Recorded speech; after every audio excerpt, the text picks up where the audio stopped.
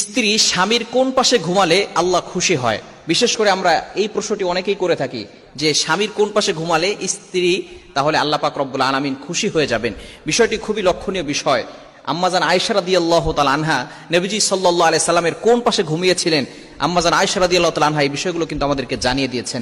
নবীজি সাল্লাল্লাহু আলাইহি সাল্লাম ঘরে ঢুকে কি কাজ করতেন, স্ত্রীদেরকে কিভাবে হেল্প করতেন, এটাই কিন্তু নবী সাল্লাল্লাহু আলাইহি সাল্লাম জানিয়ে দিয়েছেন। বিশেষ করে স্ত্রী এবং স্বামী তারা কিন্তু একজন অপরজন একটা পোশাকের মতো, এবং তাদের ইজ্জত তাদের সম্মান যেভাবে পোশাক হেফাজত করে, স্বামী স্ত্রী কেমন যেন এরকমই। আল্লাহ পাক রব্বুল আলামিন কোরআনুল কারীমের ভিতরে নিজেই বলে দিয়েছেন। 2 নম্বর পারা 7 নম্বর পৃষ্ঠার 9 নম্বর লাইন সূরা বাকারার 187 নম্বর আয়াত আল্লাহ বলছেন, হুন্না লিবাসুল লাকুম ওয়া আনতুম লিবাসুল লাহুন্না। একে অপরের পোশাক, একে স্ত্রী এবং স্বামী একে অপরের কি পোশাক, এবং স্ত্রীর সাথে ভালো ব্যবহার করতে বলে দিয়েছেন।